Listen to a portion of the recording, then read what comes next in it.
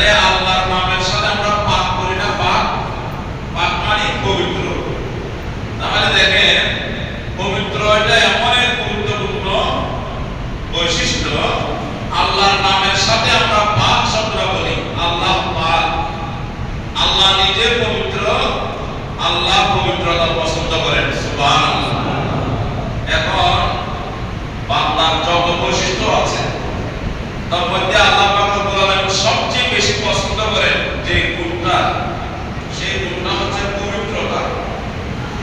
Medina শরীফের সাহাবাদের প্রশংসা করতে গিয়ে আল্লাহ বলতেছেন ফিহি রিজাল ইউহিব্বুনা আন ইয়াতাতাহহারু।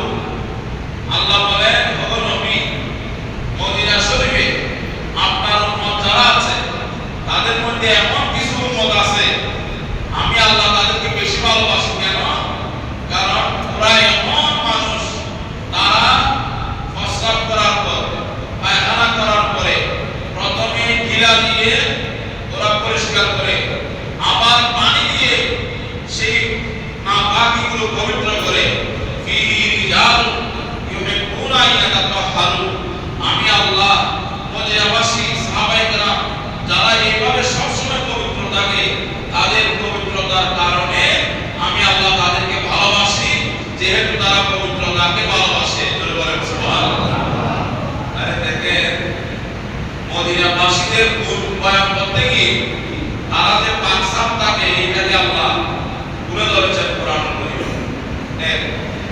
দ্বিতীয় কথা হচ্ছে আল্লাহ বলেন হাশরের ময়দানে আমার বান্দা কি নিয়ে আসলো আমি এতটুকু দেখবো না, আমি প্রথমে যে জিনিসটা দেখবো সেটা হচ্ছে মান আতাল্লাহ বিকলবিন সালিম। যে বান্দাটা হাশরের ময়দানে পবিত্র আত্মা নিয়ে হাজির হতে পারবে, পবিত্র অন্তর নিয়ে হাজির হতে পারবে, সেই পবিত্র অন্তরের কারণে আমার বান্দা হাশরের ময়দানে মুক্তি লাভ করবে। বলেন সুবহানাল্লাহ। পবিত্রতার পরিচয় বেশি।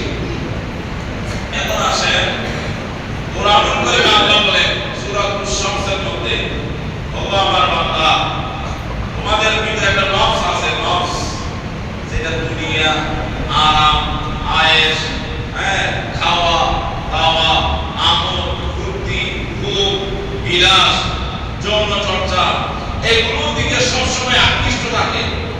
আমি আল্লাহ পাক রব্বুল আলামিন তোমাদেরকে ঘোষণা দিলাম কাদ আফলাহা মান যাক্কাহা। আমার যে বান্দা এই সমস্ত পাপ কাজ থেকে নিজের আত্মাকে পবিত্র রাখবে, আমি ঘোষণা দিলাম আমার সেই বান্দা হাশরের ময়দানে কামিয়াব হয়ে যাবে। তাই পবিত্র রাখার ব্যাপারে আল্লাহ কেমন গুরুত্ব দিয়েছেন।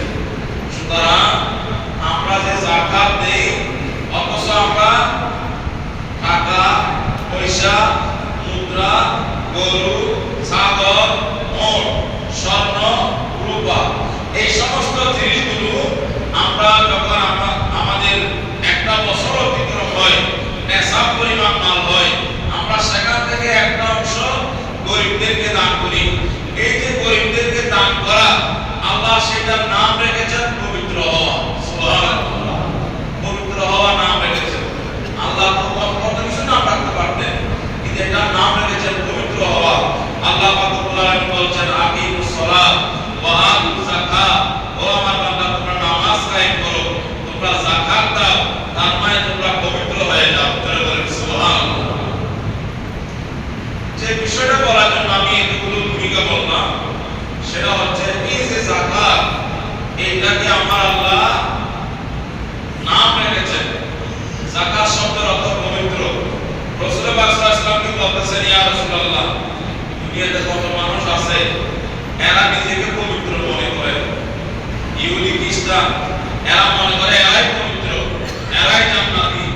আলাম তারা ইলাল্লাযিনা ইউযাক্কুনা আনফুসাহুম বালিল্লাহু ইউযাক্কি মান ইয়াশা ওয়া লা ইউযলামুনা ফাতিলা। আমার আল্লাহ বলেন, বান্দা, তোমরা নিজেদেরকে পবিত্র মনে করলে হবে না। মনে রাখবা, আমি আল্লাহ যাকে পছন্দ করি, আমি আল্লাহ যাকে চাই তাকে পবিত্র রাখি। আমি আল্লাহ যার উপর অসন্তুষ্ট হয়ে যায় সে আর পবিত্র হতে পারে না।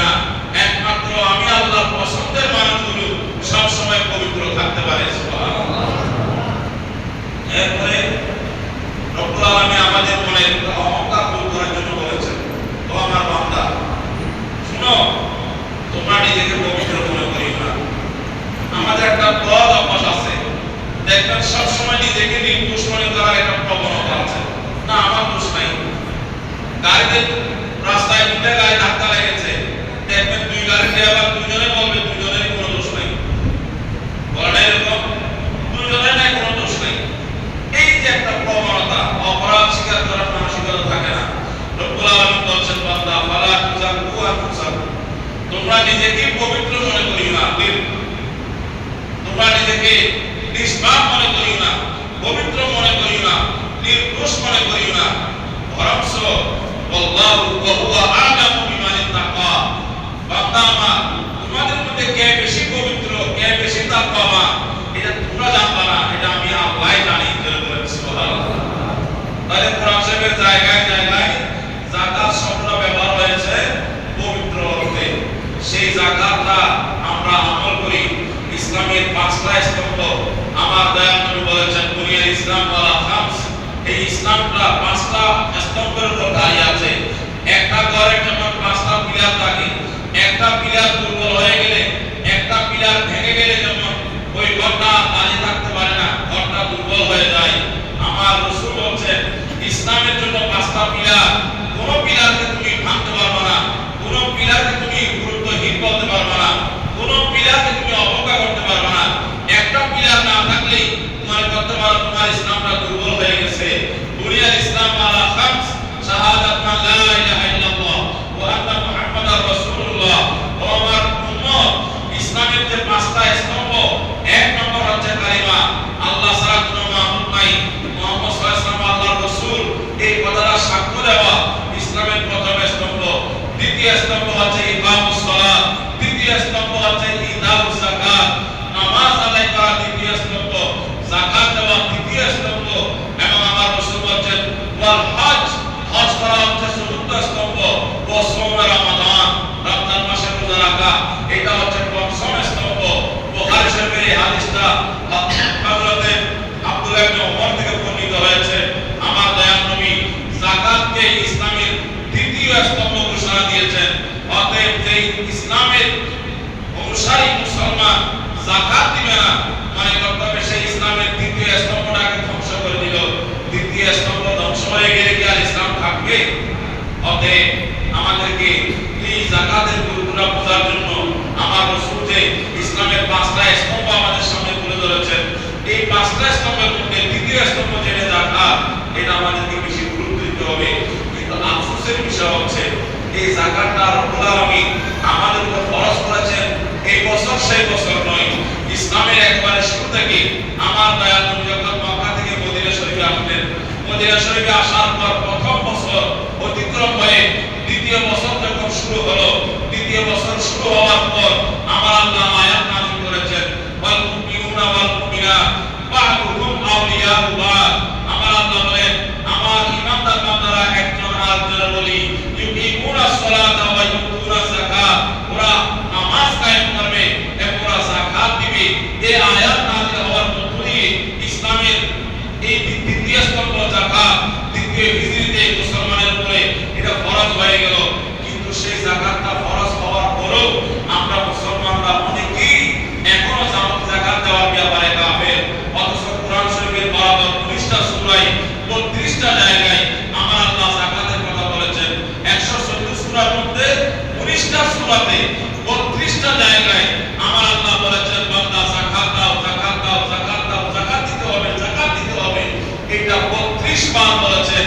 অথচ আল্লাহ এমন এক মহান সত্তা, আল্লাহ যদি কোনো কথা একবার বলে, এই একবার বললে এটার গুরুত্ব যতটুকু 100 বার বললেও তার গুরুত্ব কোনো দিকে বাড়বে না।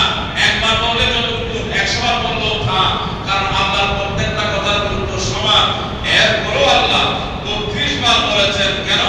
বান্দাকে বারবার সতর্ক করেছেন, ও বান্দা একবার বলেছি হয়তো তুমি খেয়াল করো নাই, আবার বললাম যেন তুমি খেয়াল করো। যদি খেয়াল না করো আবার বলতেছি, যদি খেয়াল না করো আবার বলতেছি। এইভাবে বরাবর 19 বার আমার আল্লাহ, সরি 32 বার আমার আল্লাহ যাকাতের কথা বলেছেন। এখন বান্দা যদি ঘুমের ভিতরে থাকে 32 বার বলার পরেও যদি বান্দার কাছে যাকাত দেওয়ার বিষয়টা গুরুত্ব না পায়, এটা আমাদের জন্য আফসোস ছাড়া আর কিছুই নয়। রব্বুল আলামিন কোরআন কারীমে 32 বার যাকাতকে আমাদেরকে স্মরণ করে দিয়েছেন। আল্লাহ পাক আমাদের সবাইকে আমল করার তৌফিক দান করুন। আমিন। আমি একজন চিন্তা করলাম কাজ করবার আগে যদি কাজের নিয়মটা আলোচনা করা হয়, পুরোটা তুলে ধরা হয়, কাজটা তখন সুন্দর হয়, সুশৃঙ্খল হয়। মূলত রমজান মাসের ফজিলত, রমজান মাসের রোজার গুরুত্ব, এগুলো আমাদেরকে আলোচনা করতে হবে রমজান মাসের আগে, যেন রমজান মাসে সে অনুযায়ী আমল করতে পারে। তদ্রুপ আজকে যেহেতু রমজান মাসের 9 তারিখ, নবম রোজা, অনেকে এখনো যাকাত দেওয়া শুরু করে নাই, অনেকে যাকাত হয়তো কিছু কিছু দিয়েছেন। এখনো আলহামদুলিল্লাহ প্রায় 20 দিনের বেশি আমাদের সামনে বাকি আছে। আমরা সবাই যাদের উপর যাকাত ফরজ হয়েছে, আমরা যেন যাকাতটা সঠিকভাবে আদায় করতে পারি, সেজন্য আমি আজকে আপনাদের সামনে যাকাতের উপরে একটু সংক্ষিপ্ত আলোচনা, জুমার নামাজের লম্বা মাসালা মাসাইল